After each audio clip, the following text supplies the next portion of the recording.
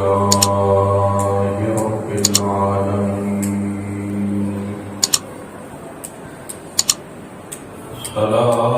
الصلاة والسلام على من كان نبيا وآدم بين الماء والطين وعلى آله الطيبين الطاهرين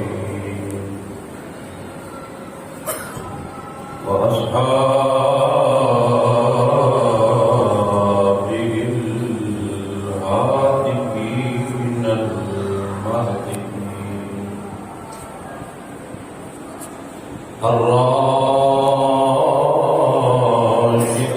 الراشدين المسترشدين وأولياء أمته الكاملين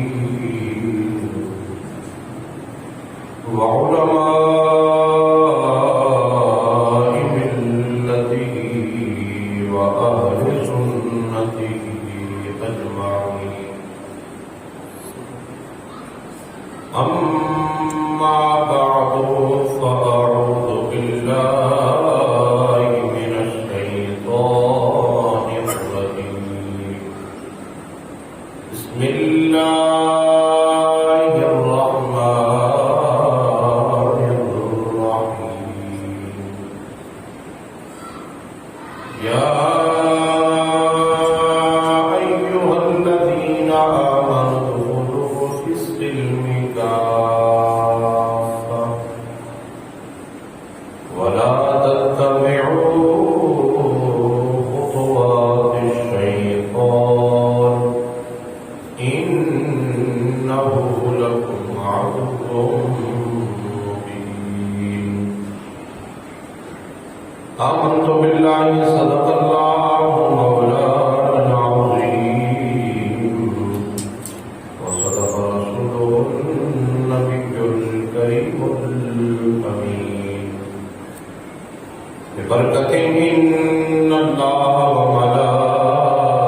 وملائكته يصلون على النبي يا أيها الذين آمنوا صلوا عليه وسلموا تسليما الصلاة والسلام عليك يا سيدي يا رسول الله وعلى آلك وأصحابك يا سيدي يا حبيب الله الصلاة والسلام عليك يا سيدي يا خاتم النبيين وعلى آلك وأصحابك يا سيدي يا محبوب رب العالمين الصلاة والسلام عليك يا سيدي يا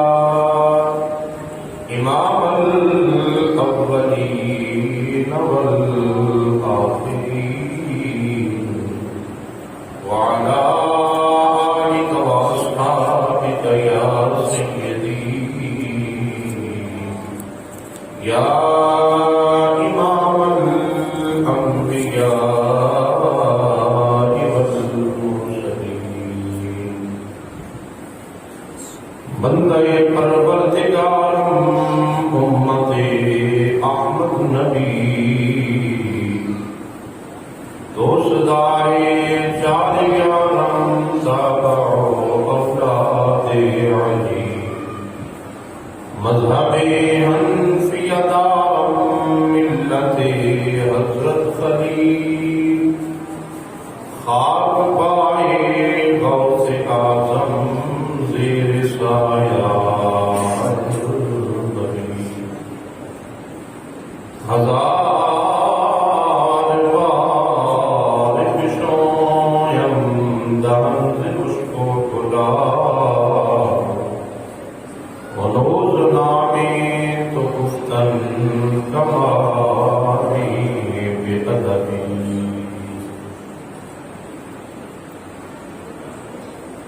در دل مسلم مقام مصطفیٰ است، آبروی معز نام مصطفیٰ است. ما إن مدحت محمدا بمقالاتي ولكن مدحت مقالاتي بمحمد.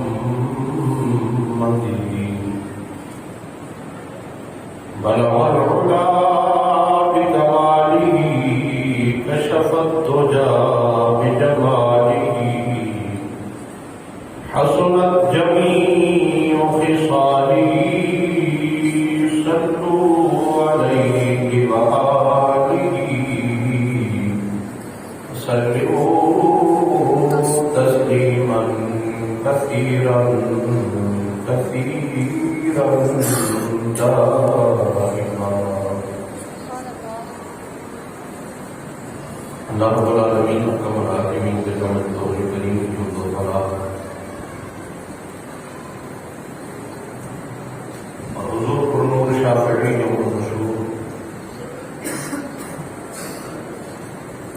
ایک قصوں کے قص پہ بسوں کے بس غریبوں کے مالی یتیموں کے ماں باپ مسکینوں کے ماں جان اللہ کے پیارے امت کے سہارے میرے اور آپ کے نجبان کریم مہربان شفیق آقا جناب محمد مصطفیٰ صلی اللہ علیہ وسلم کے دربار قربان میں ہدیے درود و سلام عرض کرنے کے بعد نہایت ہی معزز و محترم و محتشم سامعین و حاضرین و ناظرین، السلام علیکم ورحمۃ اللہ وبرکاتہ. ماہ شعبان المعظم شریف کے تیسرے جمعۃ المبارک کی اس نشست پاک میں ہم سب کو شرکت کی سعادت حاصل ہو رہی ہے. دعا ہے مالک کریم ہم سب کی حاضری اپنے دربار میں شفیع قبولیت عطا فرمائے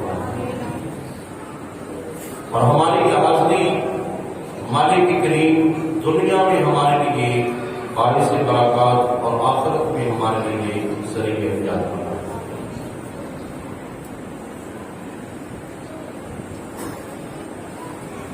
آج کی اس نشست کے موضوع کا ہمارا عنوان ہے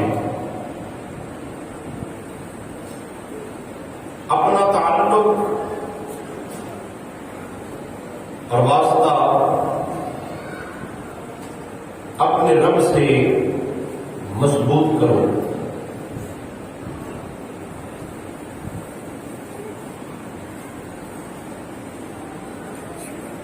سورہ بقرہ شریف دوسرے پارہ کی جو آیت مقدسہ میں نے تلاوت کی، مالک کریم نے اعلان فرمایا یا ایھا الذین آمنوا ادخلوا فی السلم کافہ، اے ایمان والو پورے کے پورے اسلام میں داخل ہو جاؤ. ولا تتبعوا خطوات الشیطان، اور شیطان کے نقش قدم پہ نہ چلو. انہ لکم عدو مبین، بے شک وہ تمہارا کھلا دشمن ہے. اللہ رب العالمین کا کمال حاکمین جل مجدہ الکریم نے اس آیت مقدسہ کے اندر دو باتوں کو بیان کیا.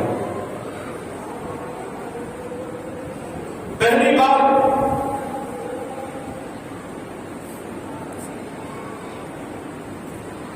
کہ اسلام میں پورا پورا داخل ہونا ہے، اور دوسرا شیطان مومن کا دشمن ہے، لہذا اس سے بچ کے رہنا.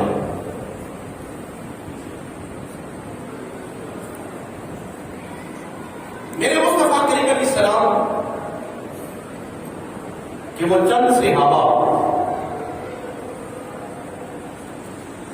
جو یہودیت کو چھوڑ کے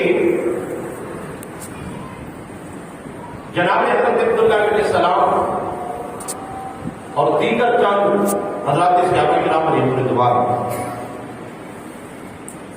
یہودیت کو چھوڑ کے جب انہوں نے اسلام کو قبول کیا، رب کے پیارے محمود علیہ السلام کا کلمہ پڑھا، اب کلمہ پڑھ لینے کے بعد، اسلام قبول کر لینے کے بعد بھی ہفتے کا دن جب آتا ہے تو اس کی تعظیم اور تکریم کرتے، کیونکہ یہودیت میں ہفتے کا دن بڑی عظمتوں اور شانوں کا حامل سمجھا جاتا تھا۔ عیسائیت میں اتوار کا دن عظمتوں کا حامل سمجھا جاتا ہے، اور اللہ نے مومنوں کو جمعے کا دن عید کے دن کے طور پہ عطا فرمایا۔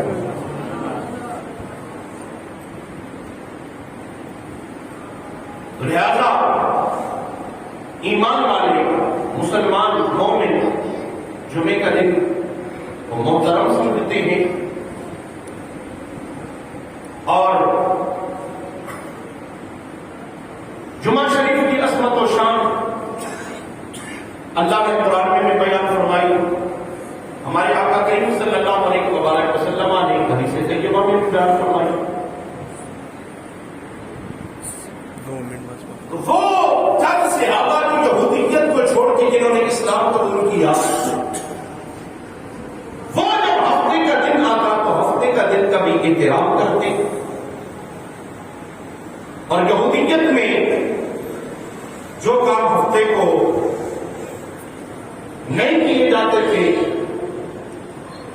وہ اسلام قبول کرنے کے بعد بھی وہ کام جائز نہ سمجھتے تھے، حالانکہ شریعت مطالعہ میں وہ کام کرنے جائز تھے۔ جن کاموں سے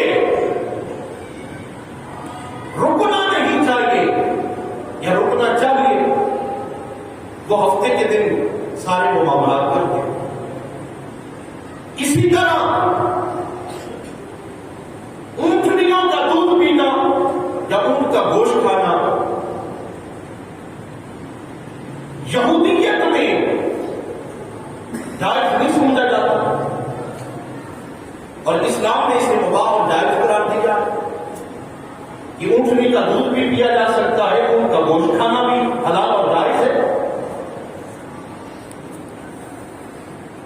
اب جب وہ یہودیت کو چھوڑ کے وہ نئے صحابہ یہ کام کرنے لگے کہ اونٹنیوں کے دودھ سے بھی بچنے لگے، اونٹ کا گوشت کھانے سے بھی رک گئے، اور ہفتے کا دن کا احترام اور تقدس کرتے ہیں۔ باقی جب دوسرے صحابہ نے دیکھا وہ رب کے محبوب کی برکت میں آ گئے، اور آپ یہ عرض کرتے ہیں میرے پاک نبی ہم بھی اتنی ہمت اور طاقت رکھتے ہیں، ہمیں بھی آپ اجازت عطا فرمائیں کہ ہم آپ کی شریعت میں بھی عمل کریں، اور آپ سے پہلے جو نبی اس دنیا سے تشریف لے گئے ہیں ان کی شریعتوں پہ بھی عمل کریں۔ ہم یہ طاقت اور ہمت رکھتے ہیں۔ جب صحابہ نے سوال کیا رب کے محبوب کی برگاہ میں تو میرے پاک نبی خاموش ہوئے۔ حاطف غیبی سے آواز آتی ہے اے میرے محبوب جواب آپ نے نہیں دینا، ان صحابہ کو جواب آپ کا رب عنایت فرمائے گا۔ تو اس وقت اللہ رب العالمین نے پھر اس آیے مقدسہ کا نزول فرمایا۔ میرے مالک نے اعلان فرما دیا یا ایھا الذین آمنوا ادخلوا فی السلم کافۃ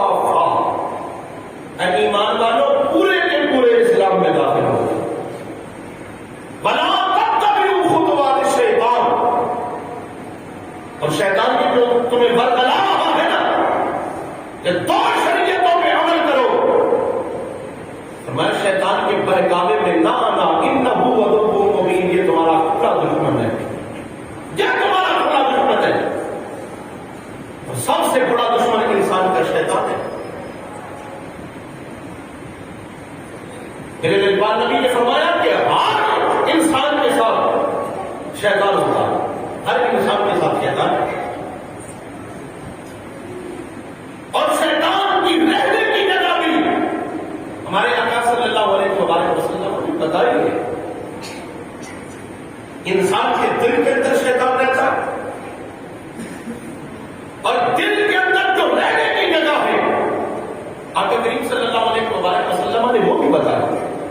جیسے جانور کو ذبح کیا جاتا ہے، اس کے جب دل کو چیرا جاتا ہے، دل کے اندر ایک چھوٹا سا گھر بنا ہوتا ہے، ٹویا ہوتا ہے، جس کے اندر جمع ہوا خون ہوتا ہے۔ ہمارے آقا صلی اللہ علیہ وسلم فرماتے وہ جمع ہوا خون شیطان کے رہنے کی جگہ، وہ شیطان کے رہنے کی جگہ۔ شیطان ہے انسان کا کھلا دشمن، اور جب رب نے شیطان کو مردود بنا کے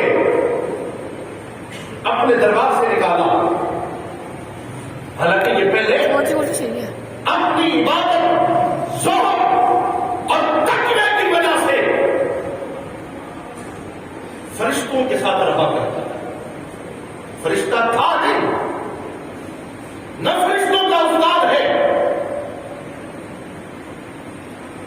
یہ لوگوں کو بات کا پتہ نہیں ہوتا تو ایسی بات بیان کر دیتے ہیں، ایسے ہی کہہ دیتے نہیں، شیطان فرشتوں کا استاد تھا۔ جب شیطان فرشتہ تھا، شیطان فرشتہ ہے، نہ فرشتوں کا استاد ہے۔ فرشتے ہیں رب کی نوری مخلوق، اور شیطان بنا ہے آگ سے۔ ذرا سوچئے، نور آلہ ہے یا آگ آلہ ہے؟ نور آلہ ہے، نور آلہ ہے۔ شیطان اپنی عبادت کی وجہ سے، زہد کی وجہ سے فرشتوں کے ساتھ رہتا تھا۔ اب جناب آدم علیہ السلام کو اللہ نے جب بنایا تو رب نے فرشتوں کو حکم دیا، اب شیطان بھی ان کے فرشتوں کے ساتھ رہتا ہے۔ اب اگر شیطان کو فرشتوں کے ساتھ رہنا ہے، جو کام اور حکم فرشتوں کے بھی آئے گا وہ شیطان بھی اس میں شامل ہے۔ رب نے فرمایا کہ میرے آدم کو سجدہ کرو، اب وہ نوری مخلوق تھی، اس نے اللہ کا حکم مانا اور جناب آدم علیہ السلام کو سجدہ کیا۔ یہ شیطان مردود اکڑ گیا اور یہ کہنے لگا، اے مولا میں آگ سے بنا ہوں اور آدم مٹی سے بنے ہیں، آگ مٹی سے اعلیٰ ہے، لہذا اعلیٰ کا یہ کام نہیں کہ ادنا کو سجدہ کرے، اعلیٰ کا یہ کام نہیں کہ ادنا کو سجدہ کرے، لہذا میں جناب آدم کو سجدہ نہیں کروں گا۔ تو اللہ نے شیطان کو اس وقت پھر اپنے دربار سے نکالا اور رب نے اس وقت اس کو مردود بنایا، اور شیطان نے اس وقت کہا تھا، مولا پھر میں تیرے بندوں کو برگلاؤں گا۔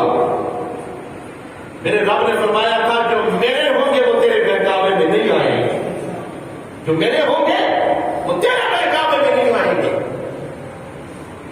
اب ہمیں دیکھنا ہے کہ ہمارا تعلق اور رب سے کتنا مضبوط ہے۔ جب تعلق رب ذوالجلال سے مضبوط ہو جائے گا پھر ہم شیطان کے بہکاوے میں نہیں آئیں گے۔ اور حضرت جنید بغدادی رحمۃ اللہ تعالی علیہ نے اور حضرت باقی بستانی نے سیدی فیض احمد داتا بخش رحمۃ اللہ تعالی علیہ فرماتے ہیں کہ حضرت باقی بستانی نے دعا کی تھی، مولا مجھے کبھی شیطان ملا تو صحیح، میں شیطان سے سوال کرنا چاہتا ہوں۔ حضور سیدی فیض احمد فرماتے ہیں کہ ایک دن شیطان بڑا جھپا پہن کے حضرت امام بستامی کے سامنے آ گئے اب فرمانے لگے تو ابلیس ہے؟ ہاں میں ابلیس ہوں. تو نے جناب آدم علیہ السلام کو سجدہ کیوں نہیں کیا؟ شیطان کہنے لگا امام یزید بستامی بڑا ذہین و فطین آدمی ہے تجھے پتہ نہیں جناب آدم مٹی سے بنے ہیں اور میں آگ سے بنا ہوں. میں اعلیٰ ہوں وہ ادنا ہے لہذا اعلیٰ ادنا کے سامنے کیسے جھک سکتا ہے؟ آپ نے بلا حول ولا قوت الا باللہ العلی العظیم پڑھا. فرمایا مردود یہاں ادنا اور اعلیٰ کی بات نہیں، یہاں تو نے رب کے حکم کا انکار کیا. یا ادنا اور اعلیٰ کا تو مسئلہ نہیں. رب نے کب کہا تھا کہ ادنا کون ہے اور اعلیٰ کون ہے؟ رب نے حکم دیا تھا، تو نے اللہ کے حکم کا انکار کیا، جس کی وجہ سے اللہ نے تجھے اپنے دربار سے نکالا. شیطان انسان کا بڑا دشمن ہے اور رب ذوالجلال نے جواز بیان فرما دیا اور دوسری طرف رب نے فرمایا پورے اسلام میں داخل ہو جاؤ. اے ایمان والو پورے کے پورے اسلام میں داخل ہو جاؤ. اسلام وہ عظمت والا دین ہے کہ جس نے کائنات عالم کی ہر چیز کو عزت عطا فرمائی ہے. جس چیز کی جس جگہ پہ عزت ہے اسلام اس کو شان اور شوکت عطا کرنے والا.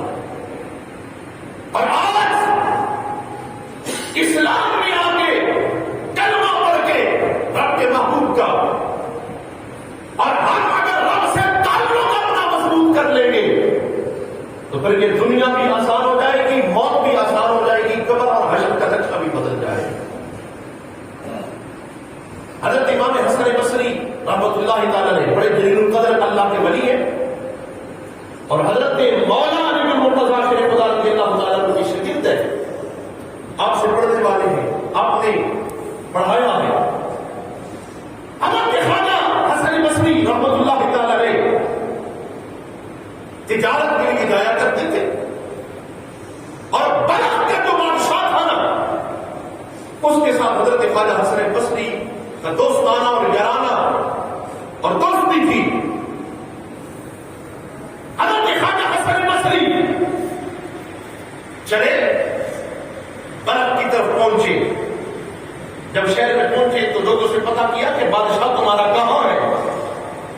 وہ کہنے کہ ہمارا بادشاہ تو فلاں جنگل میں موجود ہوگا. حضرت خواجہ حسن بصری نے اپنے گھوڑے کو ہڈی لگائی، فرمایا چل. جب جنگل میں پہنچے بادشاہ سامنے بیٹھا ہوا اور بادشاہ کے سامنے قبر ہے. حضرت خواجہ حسن بصری فرماتے ہیں کہ میں نے سارا منظر دیکھا، وہ قبر کو اچھی طرح سجایا گیا ہے، اس قبر چمک دمک رہی ہے.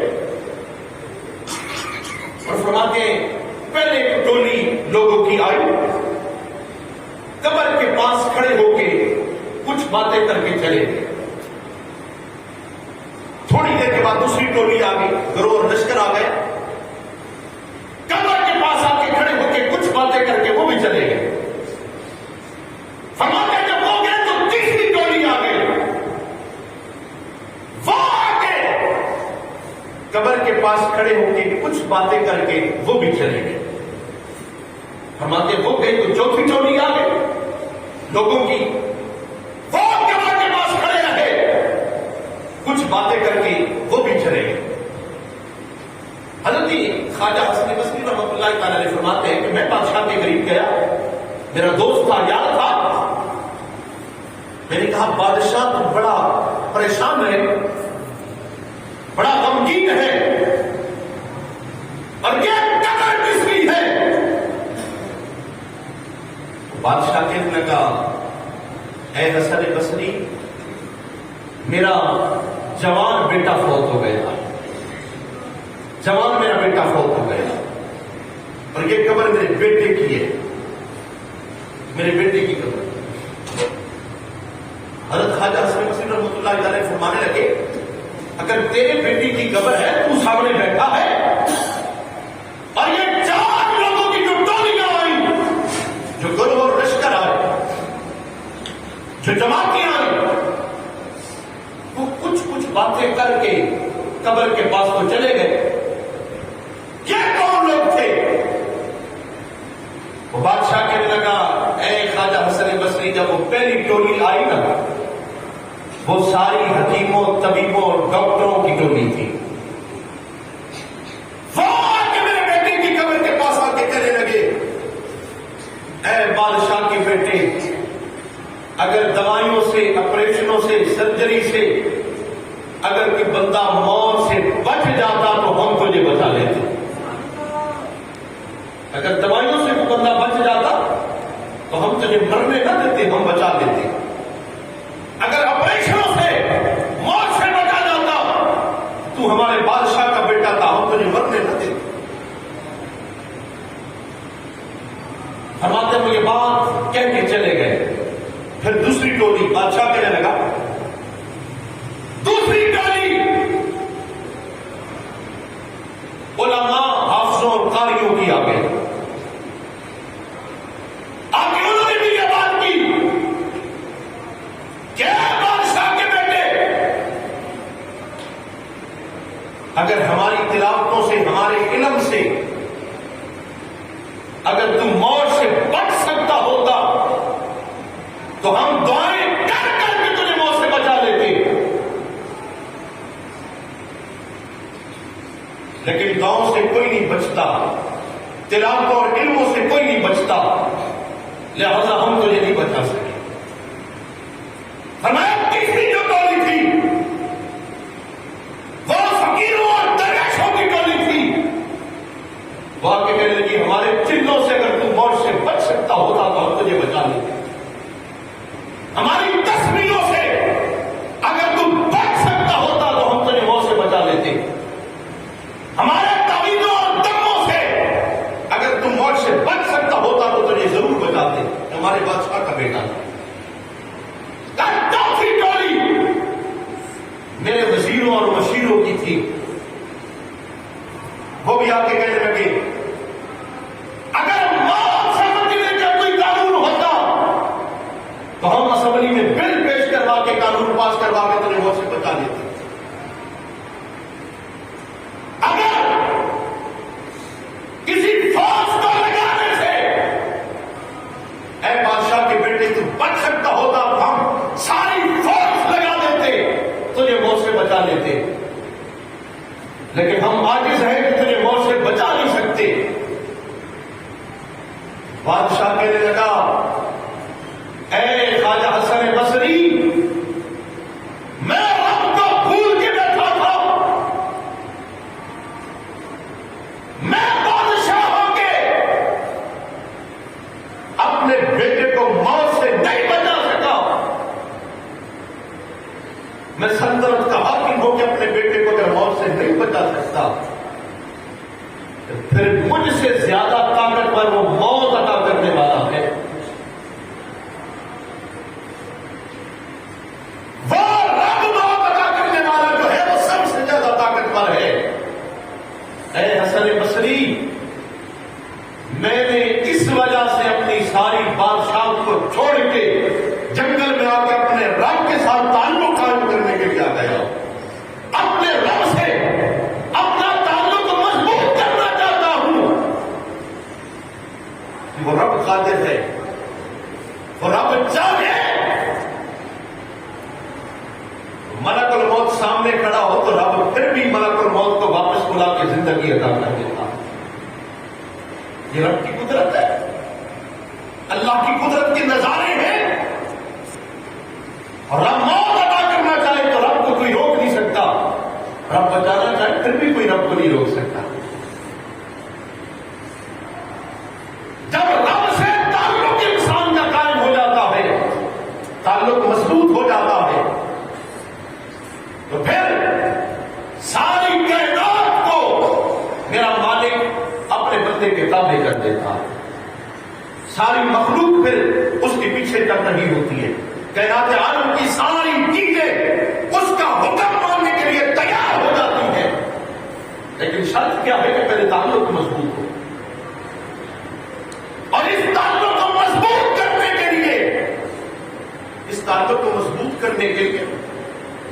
یہ ہمارے اوپر امتحان ہوتے ہیں. یاد رکھنا اگر انسان کے اوپر امتحان نہ آئے نا تو انسان اپنے رب کو ہی بھول جائے، رب کو ہی بھول جائے. جب حالات ظالم بادشاہ نے، تتاریوں نے بغداد شریف پہ قبضہ کیا نا، عراق پہ، تو ایک دن ہلاکو کی بیٹی بازار میں نکلی. ایک جگہ پہ لوگوں کا ہجوم دیکھا کہ لوگ اکٹھے کھڑے ہیں. پوچھا کہ کون ہے یہاں پہ، کیا ہوا ہے؟ لوگوں نے بتایا کہ ہاں ایک دین کا عالم کھڑا ہے اور لوگوں کو شریعت مطہرہ کے مسائل بیان کر رہا ہے. تو ہلاکو کی بیٹی نے، شہزادی نے کہا کہ اس عالم کو پکڑ کے میرے پاس لایا جائے. سپاہیوں نے پکڑا اور ہلاکو کی بیٹی کے سامنے پیش کر دیا. ہلاکو کی بیٹی کہنے لگی اس عالم دین سے کہ آپ رب کی تقدیر پہ ایمان رکھتے ہیں کہ نہیں؟ عالم نے کہا بالکل ہم رب کی تقدیر پہ ایمان رکھتے ہیں. وہ پھر کہنے لگی کہ رب کسی کو کسی کے اوپر غالب کرنا چاہے، تمہارا ایمان ہے رب کر سکتا ہے کہ نہیں؟ عالم دین نے جواب دیا ہاں رب ہر چیز پہ قادر ہے، وہ جس کو چاہے غالب کر دے، جس کو چاہے مغلوب کر دے. وہ ہلاکو کی بیٹی کہنے لگی پھر دیکھ لو اللہ رب العالمین کی نظر میں ہم تم سے زیادہ افضل اور اعلیٰ ہے کہ اللہ نے مسلمانوں کو ہم سے مغلوب کر کے ہمیں مسلمانوں پہ غالب کر دیا. عالم دین کہنے لگی یہ بات غلط ہے، ہم مغلوب نہیں ہوئے کیونکہ ہمارا تعلق رب سے قائم اور آپ ہم پہ غالب بھی نہیں ہوئے. وہ ہلاکو کی بیٹی کہنے لگی دیکھو ہماری حکومت اور سلطنت ہے اور تم ہماری رعایا میں رہتے ہو. وہ عالم بول کے کہنے لگے اے ہلاکو کی بیٹی اب مجھے بھی چند سوالوں کا جواب دے. کیا وہ آدمی جس نے بھیڑ اور بکریاں رکھی ہوتی ہیں، جب بھیڑ اور بکریوں کو اپنے گھر سے کھولتا ہے، چرانے کے لیے لے کے جاتا ہے، اس آدمی کے پیچھے چند کتے بھی چل کے آ رہے ہوتے ہیں جو اس نے کتے پال رکھے ہوتے ہیں. کیوں پال رکھے ہوتے ہیں؟ ہلاکو کی بیٹی کہنے لگی حفاظت کے لیے اور بکریوں اور بھیڑوں کی دیکھ بھال کے لیے. والد کہنے لگے وہ جو بکریاں اور بھیڑیں وہ آدمی کے انٹر سے جدا ہوگی، فرار ہوگی، تو اب وہ آدمی کیا کرے گا؟ ہلاکو کی بیٹی کہنے لگی کہ وہ آدمی پھر اپنے کتوں کو ان بھیڑ اور بکریوں کے پیچھے بھیجے گا اور وہ ان بکریوں اور بھیڑوں کو انٹر کے ساتھ ملائے گی. وہ عالم فرمانے لگے اے ہلاکو کی بیٹی وہ کتے اور بکریوں اور بھیڑیوں کا کب تک پیچھا کریں گے؟ ہلاکو کی بیٹی کہنے لگی جب تک وہ بھیڑ اور بکریاں انٹر کے ساتھ مل نہیں جاتی اس وقت تک پیچھا کرے گی. عالم بول کے کہنے لگے سن لو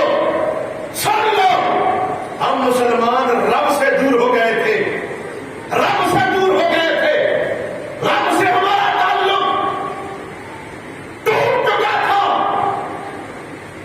اللہ نے تم جیسے کتوں کو ہم پہ مسلط کر دیا ہے، تم ہمارا پیچھا کر رہے ہو. ایک دن وہ آنے والا ہے تم ہمارا پیچھا کرو گے، پیچھا کرتے کرتے ہم چلتے چلتے مسلمان ایک وقت بن جائیں گے، ایک جماعت بن جائیں گے، ایک گروہ لشکر بن جائیں گے. ہمارا تعلق رب سے جڑ جائے گا. جب ہمارا تعلق مضبوط ہو جائے گا پھر اللہ ہمیں سلطنت اور حکومت بھی عطا کر دے گا.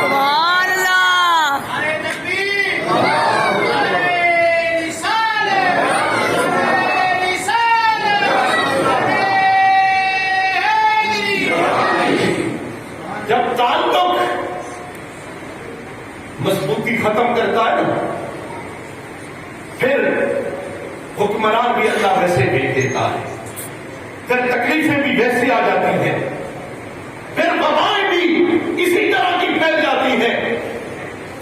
میرے بھائی اور بزرگوں، ہمیں رب سے تعلق قائم کرنے کی ضرورت ہے۔ جب تعلق مضبوط ہو جائے گا، ہم دنیا کے بٹے ہوئے کاموں میں جو بھٹک چکے ہیں ان کو چھوڑ کے رب وحدہ لا شریک کی طرف لوٹ آئیں گے، پھر اللہ رب العالمین ہمیں دوبارہ پھر ترقیاں عطا فرما دے گا۔ اللہ میری ملت کو یکجا فرمائے، اللہ میری ملت کو پھر عروج کمال عطا فرمائے۔ یہ ملت پھر جب عروج کمال کی طرف جائے گی تو رب الجلال کائنات کی ساری نعمت اس ملت کے قدموں میں ڈال دے گا۔